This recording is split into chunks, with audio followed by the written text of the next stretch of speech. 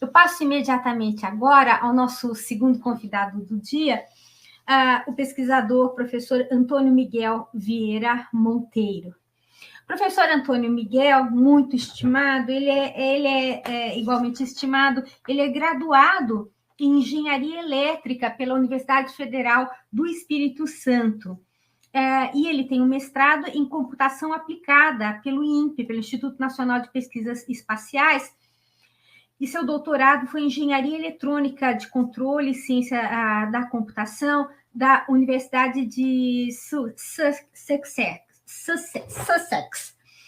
E trabalha desde abril de 85 no INPE, na divisão de processamento de imagem, DPI, em atividades de pesquisa e desenvolvimento nas áreas de geoprocessamento e sensoriamento remoto, geotecnologias, em estudos urbanos, bancos de dados geográficos e engenharia de ciências computacionais.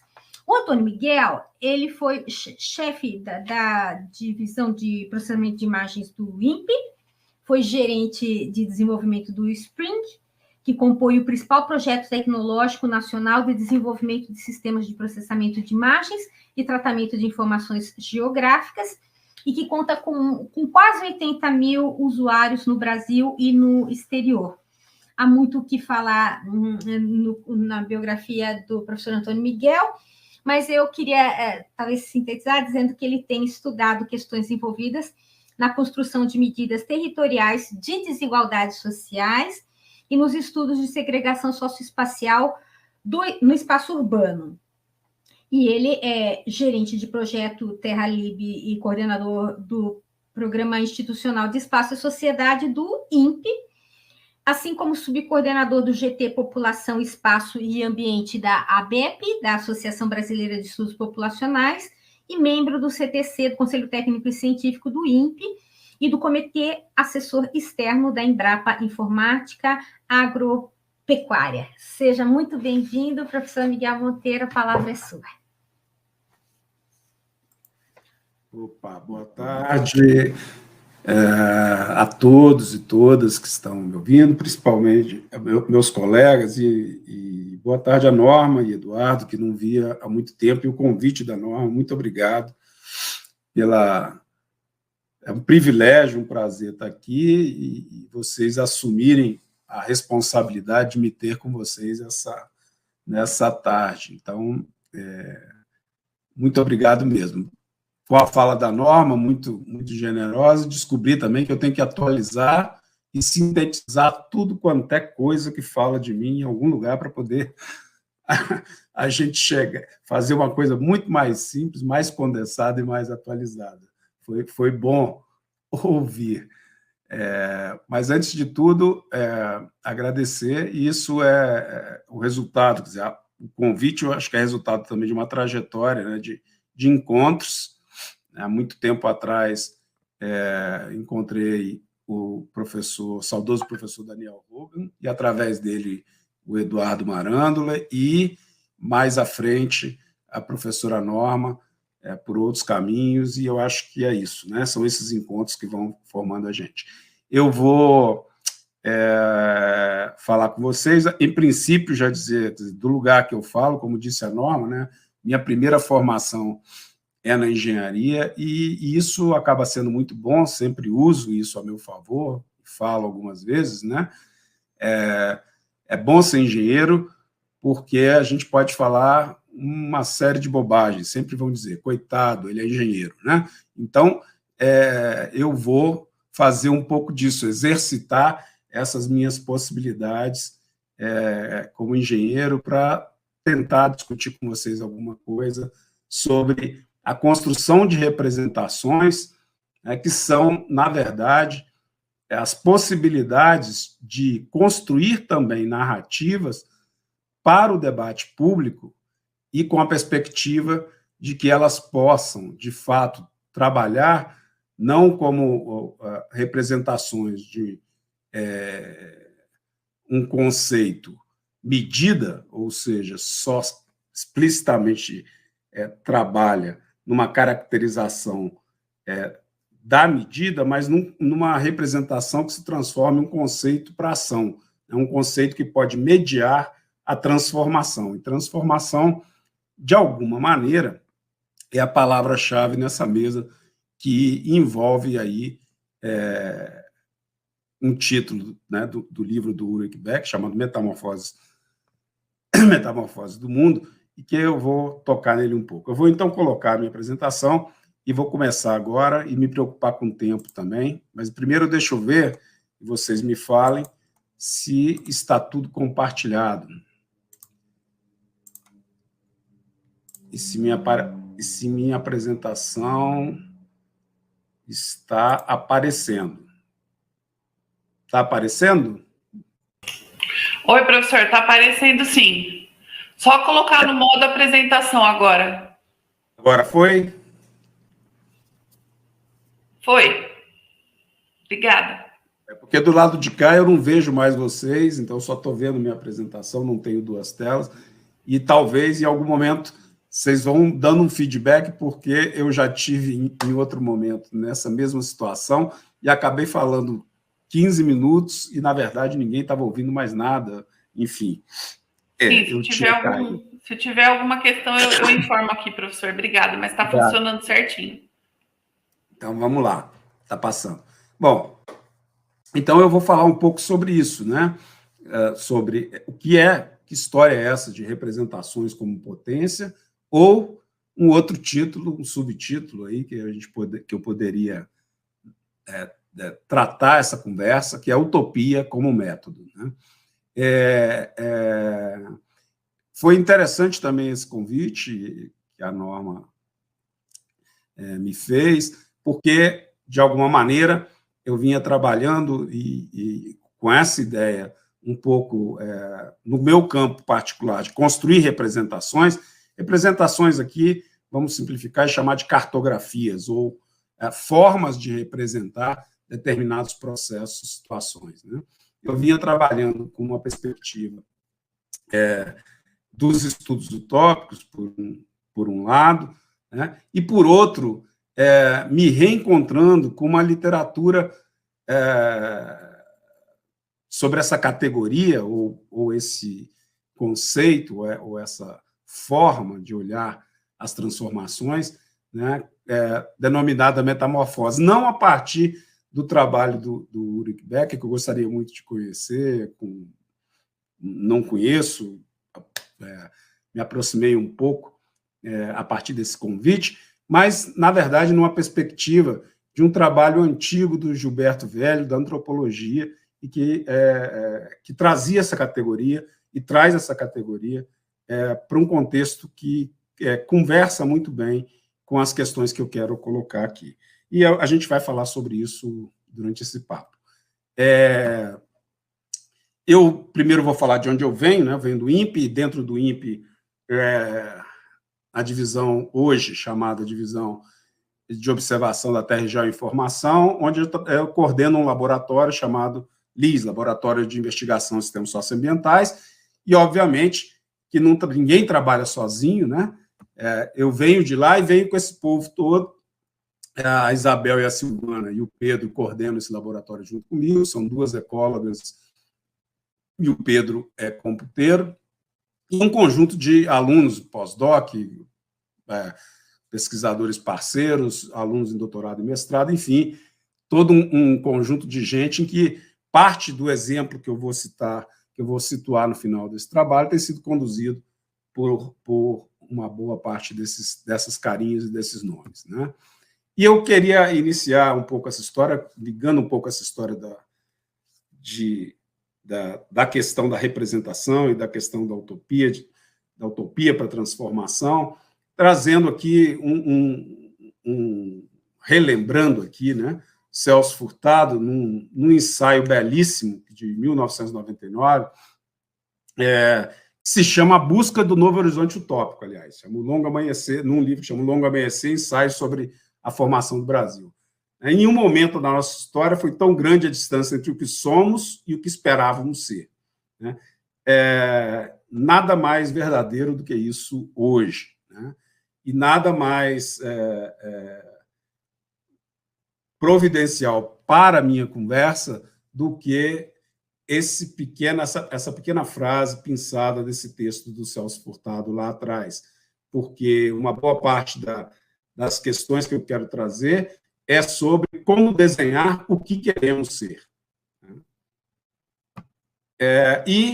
Depois a gente pode conversar um pouco, mas eu só trouxe porque eu não tenho, como disse, não conheço e não tenho explorado essa vertente da perspectiva da categoria ou do conceito de metamorfose na obra mais recente do Ulrich Beck, mas sim recuperado lá num texto de 94, num texto antropológico, e isso porque a antropologia passou a ser importante na discussão sobre estratégias de desenvolvimento que eu vou apresentar para vocês nessa conversa,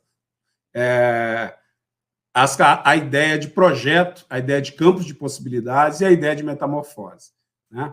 Então, com esses elementos que eu quero trazer e conversar com vocês e chegar a, enfim, refletir um pouco com vocês e ouvir, esperar e debater, enfim, tudo que a gente possa fazer, trocar. Né? Eu acho que uma questão importante de lembrar sempre, a saudosa professora Berta Becker, geógrafa, geopolítica fantástica, né, que já nos deixou, infelizmente, ela, alguns anos atrás, num seminário aqui no INPE, numa aula magna, ela abriu o seminário e trouxe essa questão, a questão da agenda. Né? A agenda é o instrumento geopolítico mais importante do século XXI. O que não está na agenda não existe. Né? E, de certa forma, a gente tem uma estrutura, quer dizer, a gente tem hoje 3 grandes agendas globais que formam, vamos chamar assim, formam uma macroestrutura que, de alguma forma, elas vão estabelecendo agendas estruturais quando ela desce para os campos nacionais e locais, né? Regionais, nacionais e locais. Né? Essas agendas vão influenciar a agenda das Américas, da América Latina, do Brasil, e dentro do Brasil, de um estado e do município, e até chegar à sua cidade, ou enfim. Essas agendas, né, hoje principais, vou chamar de 3 agendas grandes, elas vão estruturando, então, de alguma maneira que a gente não percebe, ou, enfim, elas estruturam o debate de alguma forma e fazem que esse debate caminhe por um certo lugar. Né? A primeira agenda é a agenda climática, e aí a Ana, já agradeço, ótimo ouvi-la, já nos ajudou muito, né? Porque não preciso dizer mais nada, mas apenas que ontem, né, dia 18 de maio, o Antônio Guterres faz essa afirmação que traz também uma palavra que está no bojo da construção dessa mesa, né? Emergência climática e catástrofe social. Mas o Guterres aponta a catástrofe climática, né? O que ele chama isso no relatório entregue pela Organização Meteorológica Mundial, a OMM, que, na verdade, está pronto desde o ano passado, mas que foi fechado e divulgado com algumas correções nesse dia 18. Né? Esse relatório amplamente documenta e faz uma síntese, né, de todas as questões que a Ana colocou, mas a síntese dessas questões nas implicações diretas sobre do ponto de vista físico da nossa casa comum. Então, ele situa a catástrofe climática, mas ele não toca, e não é esse o objetivo dele, ele não vai situar as questões sobre os sistemas sociais e sobre esse outro aspecto, né, totalmente relacionado, interrelacionado com essas questões que estão provocando esses elementos que o relatório traz. Bom, a outra agenda é a agenda de desenvolvimento sustentável. Né? Essa agenda ela vem sendo reformulada, a nossa incapacidade de atender às suas demandas provoca que a Organização das Nações Unidas, de tempos em tempos, refaça ou tente reorganizar essa agenda, né?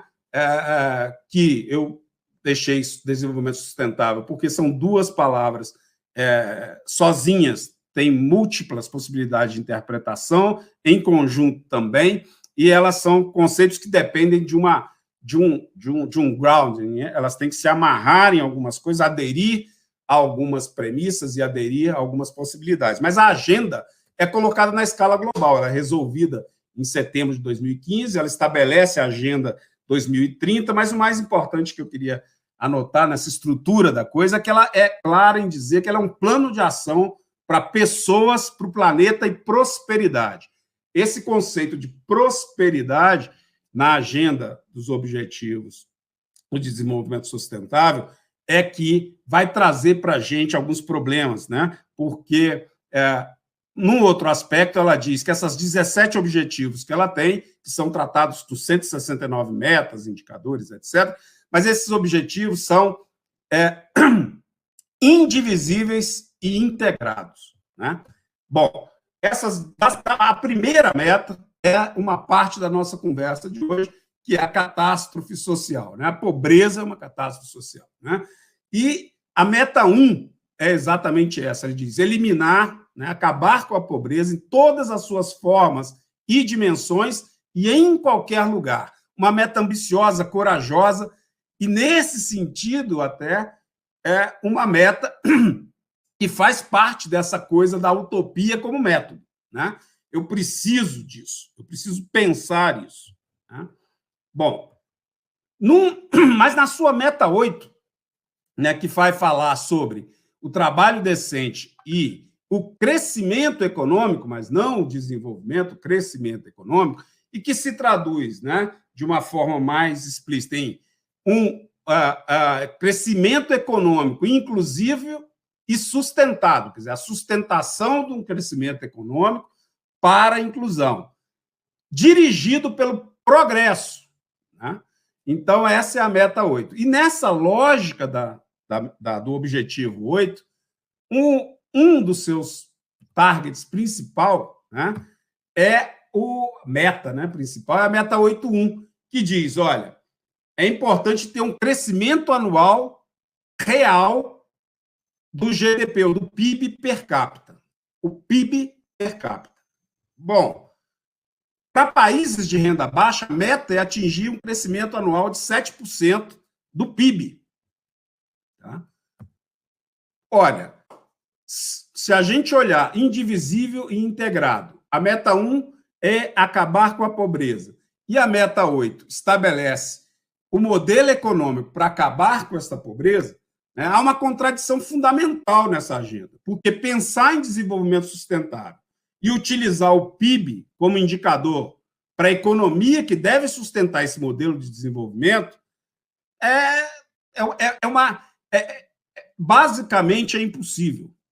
Basicamente é impossível. O PIB mede crescimento, não mede distribuição, para começar. E o PIB torna invisível as possibilidades de outras economias, de qualquer outra economia, né? E ele reforça as economias que nos conduziram, no primeiro lugar, à situação em que a gente está, que foi preciso estabelecer uma agenda 2030, que foi preciso estabelecer 18 objetivos do milênio, né?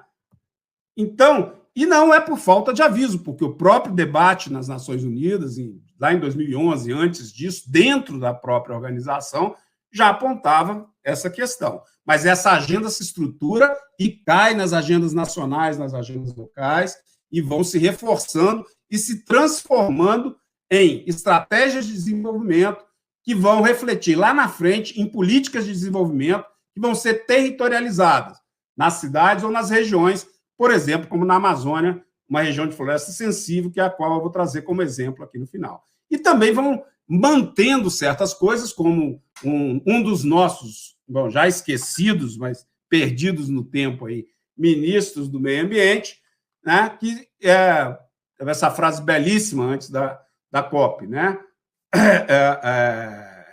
Esse arrobo de inteligência, temos que reconhecer que onde há muita floresta, há muita pobreza. Porque a noção de progresso, a noção de desenvolvimento, né, em áreas sensíveis como o bioma Amazônia, o bioma florestal, pressupõe que os saberes e as tecnologias que estão presentes há quase 250 anos naquela região, né? Ou as formas camponesas de produzir, que ainda persistem na Amazônia brasileira, com uma escala econômica razoável, a gente vai chegar lá na frente, né? Elas são as forças do atraso e não as forças do progresso, né? Então, essa discussão, e isso porque o PIB não é medido por essas economias, pela economia, a economia camponesa não participa na formação do PIB, que é o indicador do crescimento econômico e do trabalho decente. Então, não está mudando aqui na minha... Deixa eu ver agora.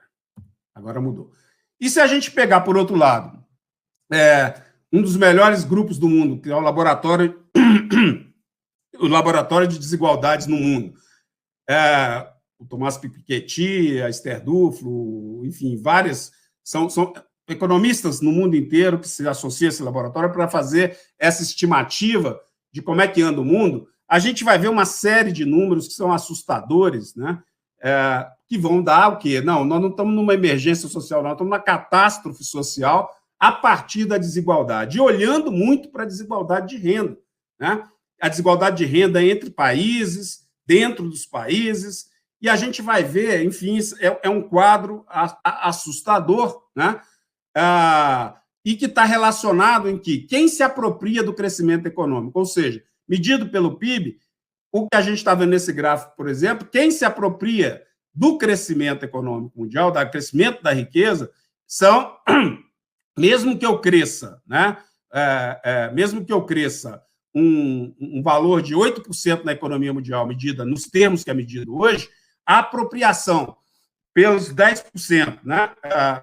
Pelos 50% mais pobres do mundo, é em torno de 2% ou 2,3%, enquanto a apropriação dessa riqueza produzida no mundo pelos 1% mais ricos, o top 1, é em torno de 3% a 9%, né? Quase praticamente tudo que você teria. Então, os números são assustadores quando a gente olha para a desigualdade no mundo, que tem uma relação, em última instância, com essa ideia da pobreza das famílias e dos indivíduos.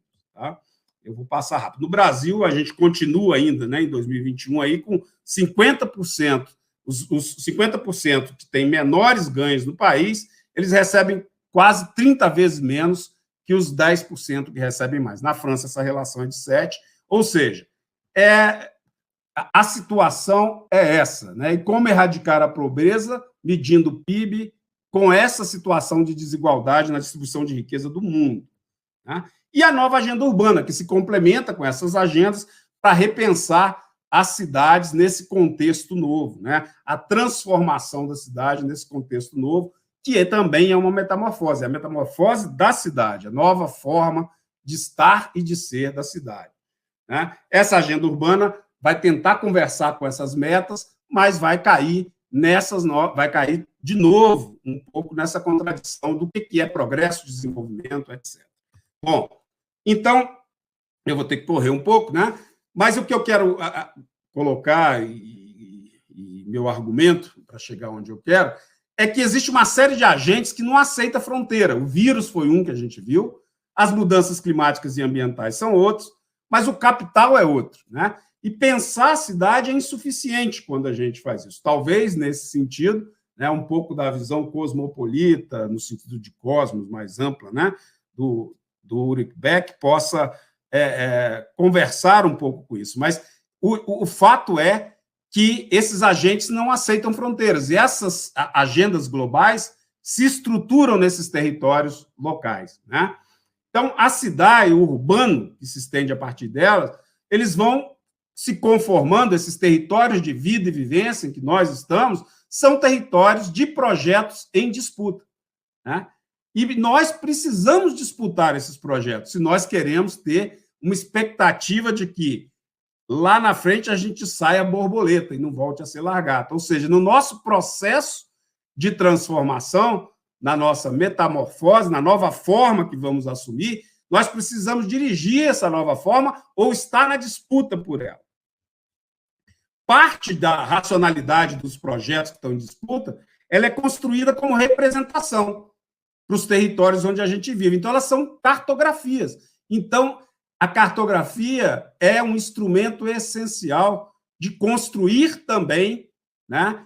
Ela participa da construção de realidade, ou ela participa da construção de futuro. Então, no limite, os territórios que estão em disputa estão no centro desse projeto representacional, né? Então, todo projeto de representação necessita de estratégia de mediação. O que eu quero representar, como, para quê e para quem, por quê, com que objetivo e qual a mediação para a ação, para que ele serve, né? O que ele quer disputar, o que ele almeja, o que ele aponta lá na frente. Então, a gente precisa reposicionar o papel da cartografia nesse contexto, né? A Sueli Ronick tem um texto muito interessante, e diz: o cartógrafo é, acima de tudo, um antropófago, né? Então, é uma cartografia renovada. A gente precisa reunir todas as nossas formas técnicas e outras, mas para apresentar um projeto, um campo de possibilidades, que é o termo que o Gilberto Velho usa, né? E aí, a nossa ideia é trabalhar o que a gente chama, essas cartografias são uma forma de representações como potência, né? São cartografias que criam regimes de visibilidade para aquilo que sobra, mas também para aquilo que é potência associada a certos lugares, para aquilo que eles podem ser, não são, mas podem ser. Nesse sentido, se constituem contra cartografias, mas se constituem também como uma utopia como método, utopia como o desenho de uma possibilidade de transformação, de uma nova forma. Tá?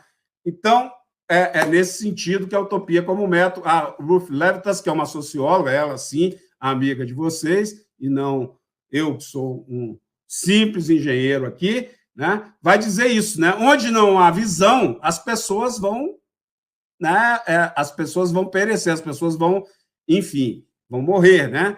Então, eu preciso, né, de que a gente, para que eu tenha essa necessidade imposta de mudanças radicais, talvez mudança na forma, né, dos nossos sistemas sociais e dos nossos modos de viver e encarar a vida entre nós e os recursos que temos no planeta, é preciso que a gente pense essas novas formas, a gente entre em um processo em que as utopias precisam ser apresentadas. Né?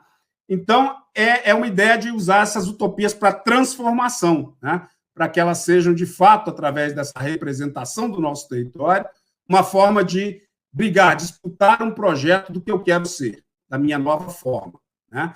Então, restabelecer esse regime de visibilidade permite a gente construir narrativas alternativas. Vou correr. Então, essas representações, como conceito e medida, são interessantes, mas são diagnósticas, né? Elas vão olhar estoque, e quem vai olhar fluxo é quando essas representações estão ligadas a um conceito, a ação. Aquilo que é mais do que representar, por exemplo, só o estoque de desmatamento. Desmatamento é sinal, né? Ele não vê o processo. E é um pouco disso que eu vou mostrar agora nas perspectivas de disputa de estratégia de desenvolvimento para a Amazônia e como essas representações, né, que apresentam certas utopias, elas são a mediação para brigar por transformações. Para isso, a gente resolveu não só mais trabalhar esses elementos básicos, mas mobilizar os instrumentos, os sistemas técnicos, para produzir essa informação, essa representação que apresenta as potências, aquilo que pode vir a ser e aquilo que nós desejamos que seja. E, para isso, no caso da Amazônia em particular, a gente recuperou um grande economista amazônica, Francisco Assis da Costa, a gente chama de Chiquito carinhosamente, o livro mais recente do Chiquito é esse, e esse livro do Chiquito vai trazer as categorias que ele chama de estudo da dinâmica da economia agrária na Amazônia, e a economia agrária é quem muda a paisagem florestal, não é a economia industrial. E é nessa lógica que o Chiquito vai dizer para a gente, olha, existe e persiste uma economia camponesa na Amazônia há 250 anos, e ela tem um valor, ele vai calcular isso também, e vai mostrar para a gente isso, e vai usar os dados do censo e alguns outros dados para mostrar para a gente as categorias que ele trabalha. Isso está envolvido num conceito que ele chama de trajetórias tecnológicas ou trajetórias técnico-produtivas rurais, mas, principalmente, existem dois grandes agentes desse sistema, os agentes camponeses, dos sistemas camponeses, e os agentes patronais, né? Os agentes camponeses não é o camponês, né? Mas, enfim, esse camponês contemporâneo, né, que vem de 250 anos atrás, está lá ainda hoje, está produzindo, né, e está produzindo do seu modo de produzir, assim como a entrada do modo patronal, que vai se espalhando e vai competindo, quer dizer, vai entrando em concorrência com os sistemas camponeses, e essa concorrência pode se dar de maneira competitiva ou de maneira colaborativa, mas esses sistemas estão em concorrência. E o Chiquito consegue fazer isso, mostrar para a gente essa estrutura olhando para os dados do censo, então de 10 em 10 anos ele consegue ver isso, mas a gente precisava encurtar uma forma de apresentar essas trajetórias em concorrência e esses sistemas camponeses e patronais em concorrência. Por quê? Se a gente não apresentar isso, a gente bloqueia na discussão sobre alternativas de desenvolvimento a perspectiva de uma trajetória ou de uma utopia de desenvolvimento que reincorpore a economia camponesa, né, como uma das economias importantes e necessárias para a manutenção do bioma, ou uma economia baseada no bioma. Então, o que a gente fez foi associar e produzir uma nova cartografia, que a gente hoje chama, em vez de ficar olhando desmatamento, isso ou aquilo, que a gente quer olhar hoje são unidades de paisagem de produção, né? E essas unidades de paisagem de produção estão associadas a essas categorias econômicas que o Chiquito define e aos seus agentes e aos seus comportamentos, né, microeconômicos, às suas racionalidades microeconômicas, os agentes camponeses e os agentes patronais. Se a gente olhar isso, então o que a gente faz é, misturando uma série de técnicas, o que a gente quer produzir é uma forma indireta, uma proxy que aproxima dessas categorias de trajetórias tecnológicas do Chiquito, através de olhando para a paisagem florestal e definindo, nesse sistema, qual é a paisagem de produção que a gente tem associada a esses sistemas e modos de produzir. O modo camponês, o modo patronal, dividido nas suas formas de trabalhar. Então, o que a gente tem tentado fazer é amarrar categorias econômicas a essas formas que a gente tem trabalhado, deixar isso visível para o debate de estratégias que a gente vai ter. Um exemplo, a gente usa uma tipologia, observando vários elementos, cria essa tipologia, define esses sistemas. Essas tipologias de sistemas que são observadas na paisagem são associados às categorias econômicas abstratas que o Chiquito define, as categorias econômicas que ele define, que são os sistemas camponeses e patronais. Fazemos uma série de exercícios aí, mexendo com os instrumentos técnicos, e aqui a gente gera. Então, aqui a gente vai ver para Santarém, um exercício novo da Daniele, uma dos nossos alunos, orientados pela Isabel. A gente vai ver a evolução de 2019 desses sistemas em Santarém, onde você tem uma concorrência de sistemas patronais da soja entrando com sistemas camponeses persistentes que já existem naquele território há muito tempo. Tá? Então, no final, o que a gente tem são esses mondrians, né, onde essas paisagens de produção são associadas às trajetórias tecnológicas, às TTs, as categorias econômicas, e o que a gente pode ter, a partir daí, é uma análise desse território, imaginando onde eu estou aumentando meus sistemas camponeses, onde eu estou reduzindo meus sistemas camponeses e onde eu estou tendo um aumento dos sistemas que são intensivos de capital, que são sistemas patronais, com muita mecânica química e muito uso do recurso terra, com pouca diversidade estrutural, enfim, uma série de coisas. Dentro disso, a gente tem trabalhado em projetos também que tentam ver saúde, território e desenvolvimento, quer dizer, não basta, as questões de saúde estão ligadas a essa interligação com como é modificada a paisagem. Então, não é o desmatamento, mas é que sistema, que modo de produzir que eu tenho ali. Esse modo de produzir é que vai exigir o recurso terra de alguma maneira. Ou terra como produto, né, que vai ser o elemento para ser vendido, ou terra florestada, que vai ser desflorestada para que eu possa produzir. Então, usando essa mesma lógica, a gente tem trabalhado com isso, um artigo recente que a gente fez, unindo essas coisas, as trajetórias econômicas e epidemiológicas na Amazônia, mostrando essas variações, enfim, e fazendo uma síntese, mas tentando sair as representações para apontar caminhos. Essa é a questão. Olha, existe isso, mas existe um caminho possível e a concorrência dessas trajetórias está nas nossas mãos. Né? Como que a gente vai transformar, para onde a gente vai empurrar isso, depende da gente. Há um campo de possibilidades, como diria Gilberto Velho. Né? Mas é importante para a gente fazer isso, avançar em metodologias, quer dizer, o Chiquito só pode fazer isso de 10 em 10 anos, a gente precisa fazer de 2 em 2, pelo menos, e aí a gente teria que fazer com as nossas unidades de paisagem de produção, e fazer para a Amazônia inteira, enfim, há vários desafios, né?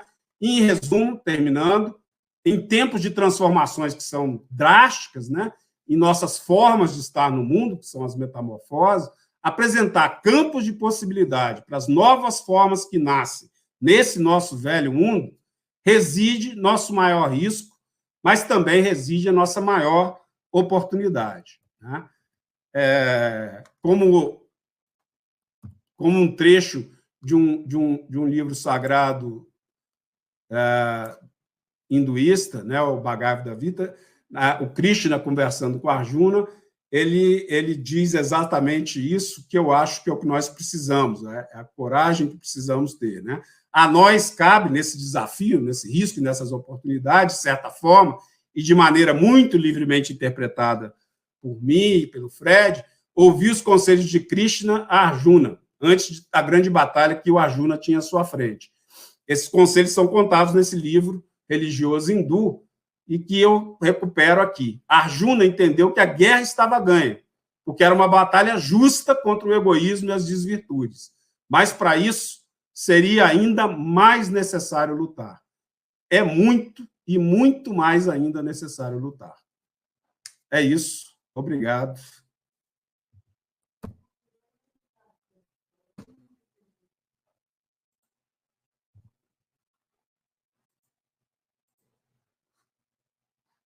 Eu acho que eu congelei, eles não viram nada.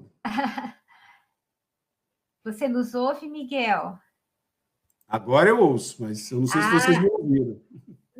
A gente te ouve. Então, muito agradecido, Miguel. Eu estava comentando quão inspiradora foi a sua palestra também. Nos provoca para pensar, ousar ter utopias, né? Entender a cartografia como um instrumento para poder expressá-las, né? Ser um ponto de partida também para materializá-las, e a provocação da luta, né, que é incessante, que ela precisa ser incrementada nesses momentos difíceis e que vivemos. Muito obrigada. Muitos elogios estão dirigidos a ambos os palestrantes, né, que já compartilharam suas reflexões conosco até agora. Elas vêm de toda parte, aqui oriunda do nosso público. Muito obrigado vocês por estarem conosco, e realmente vocês estão usufruindo de reflexões de altíssima qualidade, como inclusive foi mencionado aqui pelo nosso público, né? Obrigado, eu vejo que temos aqui um público externo, também a própria Unicamp, tal como o professor Luciane, entre outros, sejam muito bem-vindos também.